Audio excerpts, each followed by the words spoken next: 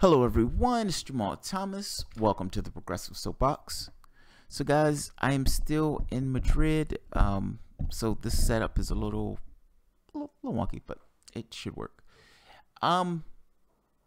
First, I want to thank all my patrons, and I want to thank all the people who've donated super cash to keep the content active and alive. That is very much appreciative, or I am very much appreciative of all of you guys. So thank you very much. I have at least two stories that I think I want to do, but I'm starting off with this one. Twitter has jumped the shark from this kind of mildly ridiculous thing of going to Congress and apologizing and putting out all these people who were hit by Russia propaganda, and gone up the level of ridiculousness. They've done something I didn't think was possible. They went from ridiculous to just plain and utter flamboyantly stupid. Essentially going so far as to alert users that they experienced or potentially experienced Russian propaganda. Sending letters or tweets to people saying, hey, you might have experienced Russian propaganda. Is it Russian propaganda if the person had already believed that particular thing? Meaning, one of the arguments, or the political arguments that was used, was that Russia was sending out information to foment resentment, as if class divisions didn't exist in America before Russia started sending out tweets, or that racial divisions didn't exist in America before they started sending out tweets. This is insane. This is insane. This reaches another level of stupid. This is RT. Let's see if I can show this story or show the article itself. Let's see. This and this. Is it propaganda if you agree with it? Twitter warns RT contributors about Russian bots. Twitter has sent warning letters to hundreds of thousands of subscribers that accounts may have been spotted and reviewed, or, Jesus Christ, let me try this one more time. Twitter has sent warning letters to hundreds of thousands of subscribers that their accounts have been spotted retweeting or liking Russian propaganda. RT contributors were among the recipients, and they are not amused. On Friday, Twitter began notifying some 677,000 users, or 775. Can't read today. On Friday, Twitter began notifying some 677,775 users who liked or retweeted messages from newly suspended Russian bot accounts that have fallen victim to Russian propaganda. Frequent guests on RT were among the first to receive such warnings. Listen to that. Frequent guests on RT were among the received warnings. Mind you, essentially, guests on RT were getting warnings that they might have seen Russian propaganda. They're essentially tangentially calling those people Russian propaganda. Among them, Joe Laurie, independent journalist, author, and former Wall Street Journal correspondent, journalists Raina Kilaik, and political comedian Tim Young. Daniel McAdams, executive director of the Ron Paul Institute, was also singled out by the San Francisco-based company. This is the letter. We're emailing you because we have reasons to believe that you either followed one of these accounts or retweeted liked content from these accounts during the election period, Twitter said. We are sharing this information so that you can learn more about these accounts and the nature of Russian propaganda effort. Twitter's criteria identify these accounts as extremely questionable. If you care about free speech, this should alarm you, Kalake said, retweeting the notification. In total, during the time period we investigated, the 3,814 identified IRA-linked accounts posted 175,993 tweets, approximately 8.4% of which were election-related, Twitter said Friday, also announcing that it deleted 1,062 linked accounts connected to the Internet Research Agency, which is a social media company accused of influencing the 2016 presidential election. Now, anyone who has links to these accounts are being told their activity is being noted. This is, like I said, this is another level of stupid. they haven't demonstrated that Russia hacked the election. They haven't demonstrated that Russia was responsible for the leaks. Now, all governments put out information in regards to trying to sway, favor, or carry to get the person who they want in office. They've created no link between Donald Trump, meaning they've shown no link between Donald Trump. They've proved nothing, especially with this regard on where WikiLeaks got the documents from. They've proved nothing. They've shown nothing. One country after the next, France, Germany, they can constantly accuse Russia of doing this and have shown nothing. Both of those countries came out and cleared Russia of this idea of quote-unquote Russian propaganda. There are two reasons this is taking place. One is to essentially silence the left, or at the very least kneecap the left.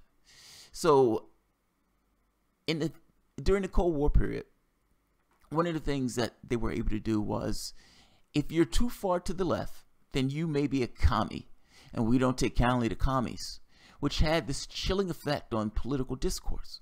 It created a wall with regards to how far a person can go to the left, making the Democratic Party the definitive left. If you go further than that, you may be a commie. And this country does not like commies. They do bad things to communists, particularly during the 50s, 60s, 70s, 80s, etc., etc. They're trying to reinvent this or revitalize this. The Democratic Party is being assailed, or at the very least, the 1,100 seats that they lost, losing the House, the Senate, Supreme Court, and the presidency. One of the ways that they've tried to combat this was saying, look, if you're looking at this information, the only reason that you will be enticed by this is that you're a Russian agent and you're being manipulated by Vladimir Putin to dislike the Democratic Party. It has nothing to do with the Democratic Party failing on multiple levels. It has nothing to do with the Democrats not representing the interests of the public who they are supposed to be serving. No. It has everything to do with those people not having any agency at all, and those people just being tricked by Russian propaganda. This is comically ridiculous, and it is sad and embarrassing that Twitter will stoop to this level. The second part to this is, it is no secret that internet companies, not meaning Twitter, Facebook, social media companies, I should say, are in cahoots with Democrats, meaning they're in the back pocket of the Democratic Party and vice versa. So when something came up where Hillary Clinton lost the election and Democrats are howling about, oh my God, we've been hacked, they've cheated, they cheated us. We're going to drag these people to Capitol Hill and browbeat them. Well, you can understand that if you have Twitter, Facebook going so far, in Google, going so far as to shadow ban certain content, preventing certain people or content from being seen from people because that content would adversely affect their political aims and their political interests, that political interest being the Democratic Party. From their standpoint, they're trying to undermine the idea of A, Donald Trump's presidency, and B, undermine the idea of why Hillary Clinton lost. She didn't lose in her own right. She didn't lose because she was a failed candidate. She didn't lose because she chose Tim Kaine, wheat bread Tim Kaine, after almost losing to a socialist. She didn't lose because they cheated a socialist. She didn't lose because she was flagrantly corrupt, if we want to talk about the email scandal or if you want to talk about the Clinton Foundation. None of those were reasons why she lost. She lost because of Russia. She lost because these magnificent Russian bots have this magical capacity to come up with these alluring tweets that can override $1 billion in campaigns, in a campaign. This is sad and flamboyantly pathetic. And the idea that some of the people who they were alerting to the fact that they saw Russian propaganda were people on the quote-unquote Russia propaganda networks shows just how ridiculous this is. There are divisions in this country because this country breeds those divisions. Whether you want to talk about racial, whether you want to talk about economic, it is in no way Russia is in no way the culprit for those divisions. Those divisions were there because of the way this country has arranged itself. That's the bare bones reality of it. That's the truthful reality of it. Context is a magnificent fucking thing. These guys are embarrassing. Their team lost. And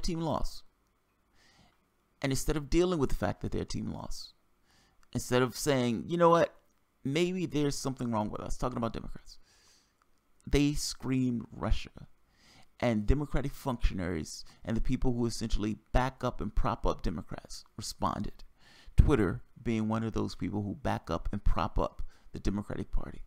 And in responding, they're trying to undermine any notion or any idea that Democrats were at fault for losing, and also going so far as to trying to put a kneecap the left. Whether you want to talk about Black Lives Matter, they try to say BLM was manipulated by Vladimir Putin. Blacks don't have any agency in this regard of being upset. No, it was Vladimir Putin. And the left. The left. People voted for Jill Stein because Jill Stein was manipulated by Vladimir Putin to get into the race in order to undermine Hillary Clinton. This stuff gets weird and conspiracy theory-ish, but it's somewhat comically ridiculous. Until they send out information showing that this is the definitive link, that these things were leaked or hacked, not leaked. Until they show that. Meaning, if they have the evidence to show for that, they've been screaming about it for over a year. If they have the evidence, they should present that evidence. They don't have that evidence. In no way did that stop Twitter from going to this far, jumping the shark, and sending off ridiculous, stupid letters telling people that they too may have been corrupted and manipulated by Russians. This is a witch hunt. This is an absolute witch hunt. And by the way, this shadow banning has gotten so bad that some of these sites lost like 20-30% of traffic, or 70%, that's what it was, of traffic. Meaning lefty sites dealing with progressive causes, socialists, those type of causes. The search engine traffic plummeted. That plummeted because ultimately Twitter, Facebook, and Google, the people who they're supporting, the people who they're in the back pocket of, meaning that particular party, their inroads, was being threatened. And they wanted to do something about the fact that those things were being threatened. These are corporate interests that understands that their bread is being buttered in many respects to the Democratic Party, and they have this symbiotic relationship with one another. If you have lefties screaming about the problems with the Democratic Party, you may get other people to agree with them. And if you get other people to agree with them, you're upsetting the apple cart. You're changing the workable point of view that these guys have. And we can't have that. This is ridiculous. That's my point. I don't want to belabor that point, but this is ridiculous. Let's see what people are saying. Gemini Waters. Propaganda never touched me. I have no hatred for Russia. Me either. I have no hatred for Russia. Russia is just as corrupt as the U.S. government, but isn't it the reason Hillary lost? Brian Tan agreed. Nobody's hugging Vladimir Putin. Nobody's saying Vladimir Putin is an awesome fucking guy. What we're saying and what I'm saying is that he had nothing to do with Hillary Clinton losing the election. She lost on her own goddamn merits. And these guys trying to obfuscate from that failure by pointing to Vladimir Putin and trying to red scare, red menace people into either backing away from progressive causes or, well, in order to back away from progressive causes, or either just kind of to obscure their own failures. It could be one of those, one of each. It could be one or the other or both. Part of me suspects it's both. They don't want to deal with a challenge from their left. So if they can stem that tide and kneecap this idea of somebody challenging their left, that's what they're going to do. I guess they looked at it as it worked in the 50s. Let's try it again. Well, this is not the 50s. This is not the 50s. And you have the majority of the population that's not buying it. Republicans aren't buying it. You may get a few independents, but I think the most independents aren't buying it. Democrats, the news, they've been obsequious to one another for different reasons. Or Democrats screamed it because they didn't want to own up to their own failures. Media screamed it because they hated Donald Trump. Donald Trump kept calling them fake news, and they hate being called fake news. They hate being called propagandists. They're antagonistic to Donald Trump. They love this idea also of putting asses in seats with this great story of the president getting in office by cheating with a foreign government. They love this idea. put asses in seats. Because they put asses in seats, they run with it. Your reality is monetized. Your reality is not necessarily reality. Your reality gets presented to you insofar as that reality doesn't challenge the power structure that's in place, that doesn't challenge corporate interests, that doesn't challenge political donors, and that doesn't challenge any way for them to make profit. Donald Trump, as newsmen said, regardless of what you want to think of him, brings in profit, either for people who love him or people who hate him.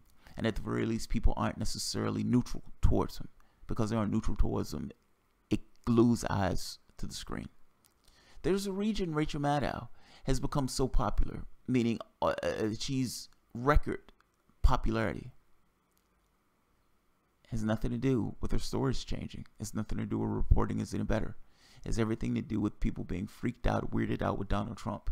And Democrats are looking to find some explanation to why their person lost, even though all of these outlets told them that their person would win. Rachel Maddow is the propagandist that they look for that information. Twitter doing this is insanity. Twitter doing this is insanity. And Soviet Russia bots spam you, Captain Obvious. Simon and Garfunkel.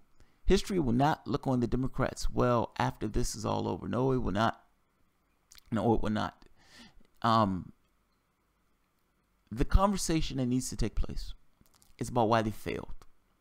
And that is the conversation that they in no way want to have. Having a conversation about why they failed immediately goes to this idea of their donors. Why can't you, as a Democratic Party, represent the interests of the people who put you in that office? And the moment that you challenge that particular point, you end up with this idea of cash, bribery, political bribery. You're being paid to take a particular position with this patina of being above board, when actually in reality you're leaning a particular way because money is being stuffed into your G-string in which you lean in a particular way. It's like going to a strip club and the dancer's looking you in the eye, it's like rubbing her body and showing you her breast, and he's like, you want to grab my ass for an extra $20? And Democrats always say yes. If it's a plutocrat, yes, I will grab your ass for another $20. You can put more money in my G-string and I'll do it. I should say the analogy works the other way around. The plutocrat is putting money in their G-string and the plutocrat says, can I grab your breast and grab your ass for another $20? And Democrat says yes. Yes. Touch it. Touch it. Now give me money. Give me money. These guys are courtiers. Get on their knees and it's like touching the plutocrat, trying to get the sweet nectar of the plutocrat so they can run in their own race. Yeah, these guys are corrupt. These guys are bribed. These guys are totally bribed. And because they're bribed, they can't have any conversation that would challenge the bribery or challenge the people who are bribing them. So what do you talk about when you can't talk about the one glaring issue? When you can't talk about the elephant in the room, what do you talk about? You talk about everything else. And you pretend that the elephant is not actually standing there in the room. Did that elephant take a dump in the room? Or what do you mean elephant? What elephant? What elephant? There's an elephant over there. What elephant? Look at the drapes. I think these drapes are ugly. I think this chair needs to be moved somewhere else. I don't like that dog. I don't like that cat. I know, but there's an elephant over there. I don't like the cat. There's an elephant over there. It's like talk about any and everything other than the thing that you need to talk about. The moment that they start challenging that, the moment that you step into that line of conversation of why did they fail so much? Why don't they represent the interests that they're supposed to represent? Why can't they say certain words or certain things or certain phrases that actually get to the root of the issues in this country? And what you inevitably hit your head on is there's certain people who they curry favor with, or they need to carry favor with. And in carrying that favor, if they say anything to challenge those things, to bring up those things, then they'll lose favor. And money will be put against them in the next election, or at the very least, they won't get that money in the next election. And both of those things to the Democratic Party are problematic. So instead of talking about real things, you scream Russia. And you have wider implications with this idea of the United States being hostile to a foreign government that has nuclear powers, weapons, or nuclear weapons. in addition to these other tangential effects, like Twitter jumping the shark into utter and complete stupidity, alerting users of Russian menace that they in no way could denote or demonstrate existed in the first place. It's amazing. And mind you, all of this is under the contextual backdrop that we attacked a country, destroyed the infrastructure, and destroyed the country itself. Meaning, you want to bitch and moan about people dropping information to WikiLeaks, when during the last administration we literally destroyed a country. Literally. There are open-air slave markets in Libya right now based on our behavior. Libya had an infrastructure and they had a functioning government. Well, not anymore. Not anymore. And it's not just Libya, whether you want to talk about Iraq, whether you want to talk about Somalia. We are influencing these countries directly and overtly. We're dropping bombs. We're murdering civilians. This is what we're doing.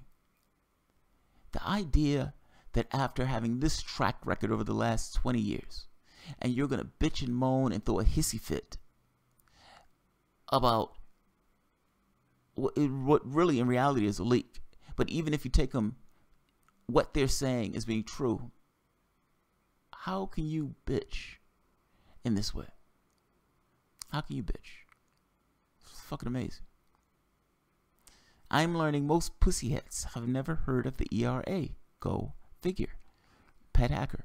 Luca Clemente. Guard Gnome, I used to hate Russia and love my country until I started watching the Progressive Soapbox. Jamal told me to love Putin and his servant Jill Stein. Guard Gnome, me too, Luca. Why do you think he's traveling abroad? He's meeting his handlers, my Russian handlers. I'm waiting on my goddamn Russian check from Vladimir Putin. That's what I'm waiting on. Hoodie Woman, Jamal, Australia has Bill Clinton by the shorts. Fraud, FBI, see Holly Siegler. I will see Holly Siegler. Holly Siegler will be on a soapbox, I think on the 24th or 25th. So we can talk about it then when she gets here. That's fucking hilarious, Gardner and Luca. It's fucking hilarious.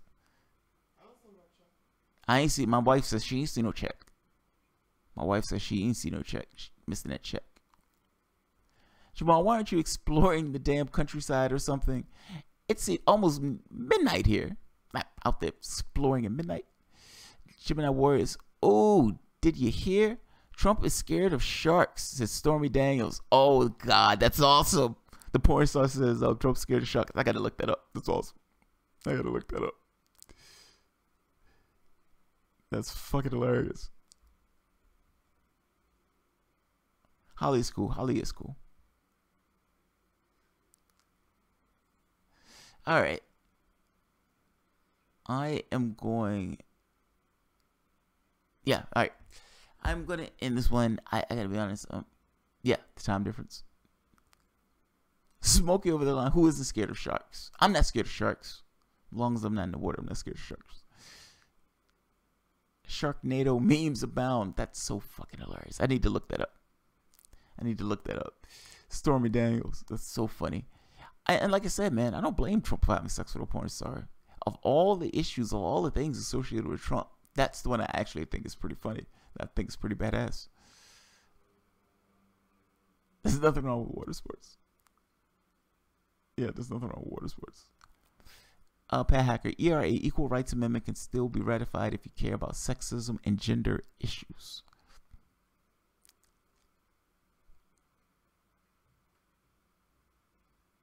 Someone needs to show Trump Sharknado just before he goes to bed so he can have nightmares. You want Donald Trump to have nightmares about sharks.